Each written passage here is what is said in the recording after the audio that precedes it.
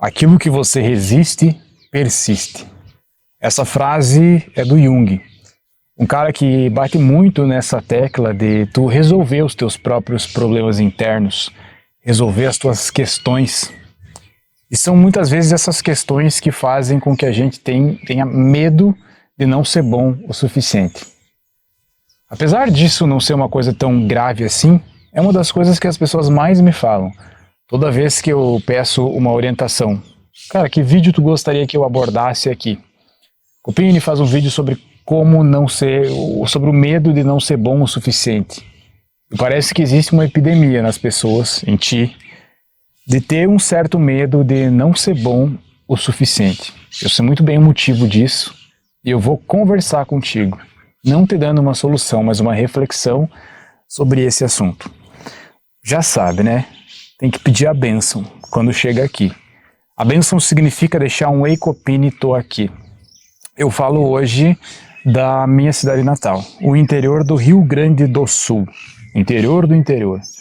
Aqui estou num lugar onde é que só tem eu aqui, tem uma igreja atrás de mim, mas eu estou no meio do nada, do absoluto nada. Então começou a chover, eu vim aqui me proteger na aba aqui da igreja. Queria usar a paisagem aqui como cenário, mas devido à chuva vai ser essa porta de igreja mesmo. Deixa um Ei Copini, tô aqui. O fato é que todo mundo tem medo de não ser bom o suficiente hoje. Eu acho que eu também tenho medo de não ser bom o suficiente. Naquilo que eu faço hoje, eu não tenho medo, porque a prática, o tempo em que eu estou fazendo isso aqui que eu estou fazendo agora, me faz não ter medo. Eu tenho prática, eu tenho histórico, tenho lastro. Mas com certeza, se eu for fazer uma coisa nova e estiver começando, né, com certeza eu vou ter medo de não ser bom o suficiente. E a questão é, o que eu faço com esse medo? Como que eu lido com esse medo? Será que ele vai me travar ou não, né? E essa acho que é a primeira questão. É tu tentar observar o teu medo, entendendo que tu nunca é a tua própria mente, mas sim um observador da tua própria mente. Isso é um princípio básico para uma autoanálise, de tu entender, poxa, nesse momento eu estou me sentindo com medo, nesse momento eu estou desconfortável, e tu consegue olhar aquilo com frieza e entender de onde é que vem esse medo. A gente já chega nesse ponto. O que esse medo vai fazer comigo?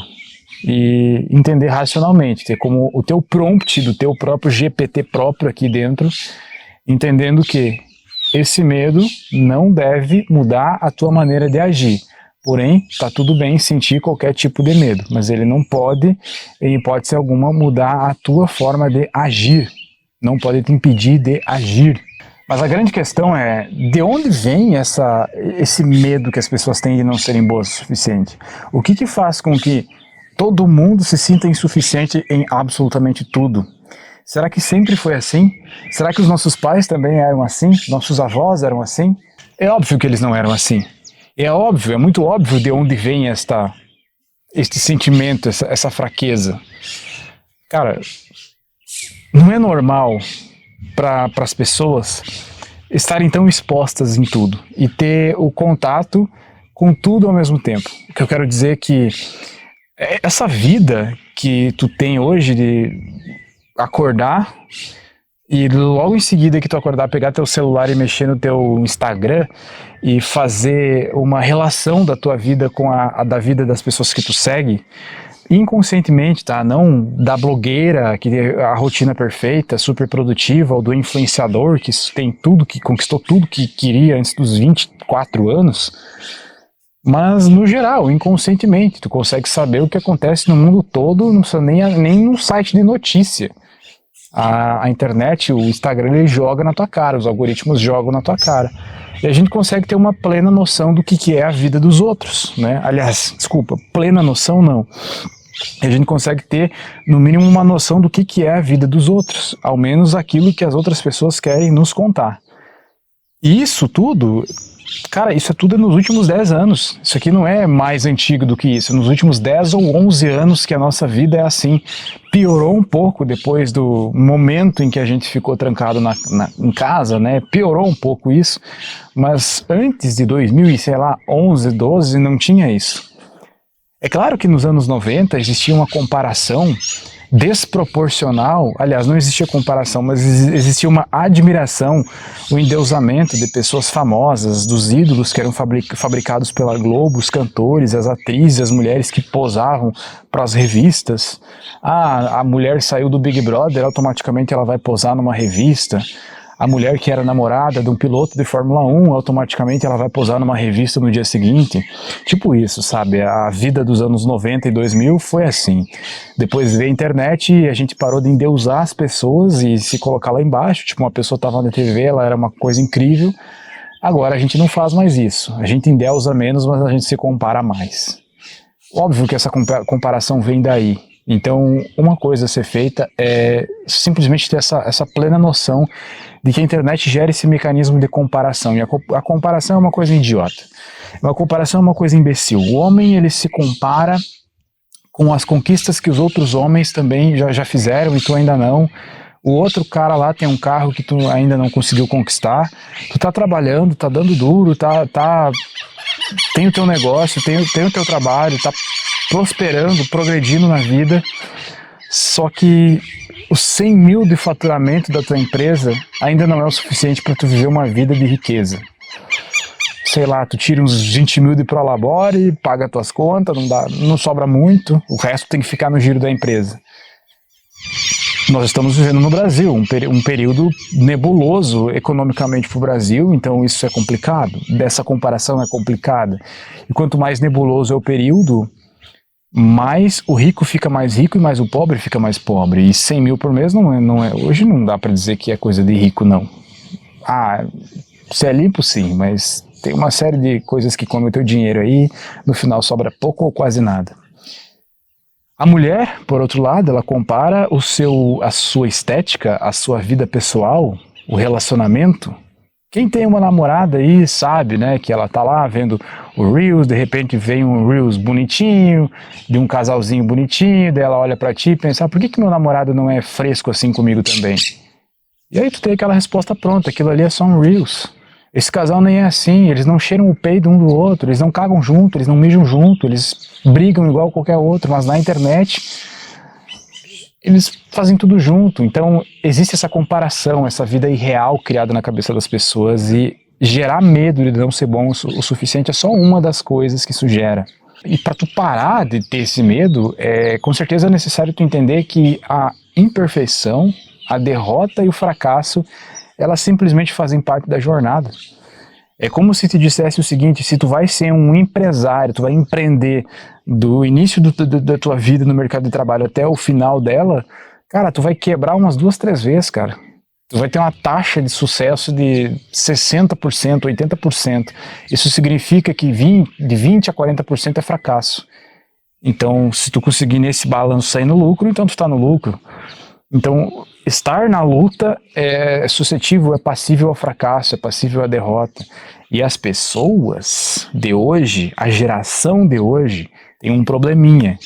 Um probleminha que talvez veio dos pais, que estão criando esses filhos de uma maneira um pouco mais superprotetora, ou talvez veio da própria internet, ou talvez de uma própria cultura que está sendo implantada, que é a baixa tolerância ao esforço e o trabalho duro. A baixa tolerância a um fracasso. É complicado, mas hoje as pessoas têm uma tolerância menor ao fracasso, menor a coisas difíceis. Elas não conseguem executar coisas difíceis justamente por causa do vício em dopamina. O vício em dopamina mexe com tudo no teu sistema. Tu só busca prazer o tempo todo. Tu não consegue seguir uma dieta rigorosa, porque dieta rigorosa não dá prazer. Tu não consegue fazer uma coisa concentrado por muito tempo, porque aquilo não te dá prazer e tua mente busca mais dopamina o tempo todo. E justamente tu tem uma baixa tolerância ao fracasso, à derrota e ao esforço que tu tem que fazer para conquistar alguma coisa, seja ela o que for. Se tu pudesse sair entrevistando idosos por aí e perguntasse, beleza, tu chegou no final da vida, qual é a frase que tu me diria? O que resume a tua vida? Qual ensinamento tu deixaria para mim? E muitos deles falariam que trabalharam demais, se esforçaram demais, mas no final das contas o que importava não era realmente aquilo. Eu não estou dizendo que tu não tem que se esforçar, com certeza tu tem que. Mas no final da vida vai perceber que aquilo é uma das coisas que menos importa. Mas tem que se esforçar, tem que ser bem sucedido a todo custo. Defendo essa ideia de que isso vai mexer com a tua sanidade mental, e eu defendo essa ideia que ainda assim tem que ser bem sucedido a todo custo, principalmente morando no Brasil, que senão o Brasil vai te sodomizar sem guspe e com um grãozinho de areia. Então tem que ser bem sucedido para sodomizar o Brasil, ao invés de que ele sodomize você. Mas, ainda assim, também olho para a ideia de que o que importa é a jornada, o que importa é a caminhada, o caminho, a paisagem que está no caminho e não o resultado final. Todas as reflexões que as pessoas chegam ao final da sua vida vai poder ser resumida naquela frase bonitinha que diz assim: a jornada é mais importante do que o processo. Coisa que não faz sentido na nossa cabeça, não faz sentido na cabeça do homem quando o homem está na sua idade de lutar, crescer, fazer dinheiro, mas no futuro talvez a gente perceba que a jornada é mais importante que o resultado final. E a jornada é autoaprimoramento, um pouquinho por dia, e não só olhar o tempo todo para o resultado final. Seja ele um bem material, o carro que tu quer comprar, tu olhar para aquele carro enquanto tu não tem vai te gerar desconforto, ou seja ele a meta que tu quer bater financeira ou alguma conquista qualquer que seja financeira, tu olhar para aquele ponto, pensar naquilo o tempo todo, tem que separar muito bem o que é meta e o que é tu viver uma coisa que tu não tem. Não é nem obsessão a palavra certa para isso, porque obsessão é uma coisa positiva nesse aspecto, mas é tu fantasiar, eu acredito. Fantasiar viver uma coisa que tu não tem. Por exemplo, eu quero ter uma Porsche. Eu já falei várias vezes aqui. Eu nem quero, tá? Nem quero, porque eu gosto de BMW. Talvez eu queira ter uma mais foda, mas vou usar uma Porsche como exemplo, porque é um carro mais caro, né? Eu não tenho uma. E se eu quisesse comprar uma agora, eu não poderia. Porque o meu dinheiro está no giro das minhas empresas e nos investimentos. Então eu teria que secar todas as fontes para poder juntar uma grana e comprar uma Porsche. Ou fazer trambique. Não tô afim também de fazer trambique. Então vamos supor que eu consiga fazer essa Porsche vir para minha mão só daqui 1 ano e meio. Cara, e se eu viver pensando nela daqui 1 ano e meio, eu não vou viver. Eu vou ficar obcecado naquilo. Eu vou viver aquela fantasia de ter a Porsche que eu vou ter. Aí chega lá no final eu não consigo. Ou chega até lá no final, surge outra oportunidade de negócio que eu vou poder fazer, não vou poder comprar Porsche. Ou vou ter que abdicar de muitas outras coisas por causa da Porsche. Então esse tipo de obsessão de resultado final não é legal. Como eu já disse outras vezes aqui, você precisa ser obsessivo nas coisas, mas a obsessão é em outro sentido. É uma obsessão no sentido de... Para comprar Porsche eu preciso ganhar muito dinheiro. Para ganhar muito dinheiro é trabalhando ou prestando serviço, é vendendo ou prestando serviço. Então eu tenho que focar nisso, no meu negócio, naquilo que me traz mais dinheiro. Então é nesse ponto a gente é obsessivo. Nos outros a gente entende apenas como consequência de uma conquista. Que é muito legal, mas é um material que é só um prêmio de consolação. Porque o ponto que tu vai ter a tua Porsche, acredito que tu tem que ser muito mais rico do que a equivalência para ter uma Porsche. O que eu quero dizer é que se uma Porsche vale 400 a 600 mil reais, tu já tem que ter muito mais grana no teu negócio girando para chegar nesse ponto. De forma que a própria Porsche será apenas um carro normal para você, quando você tiver. Acho que com o que eu falei aqui pode esclarecer um pouco as tuas ideias sobre perder o medo de não ser bom o suficiente, de não se sentir bom o suficiente. Porque eu não quero falar aqui coisas do tipo, não, sim, vai lá, tu é bom o suficiente, você é capaz. Foda-se, isso aí é coisa de... Eu também não tô aqui para passar a mão na tua cabeça, não.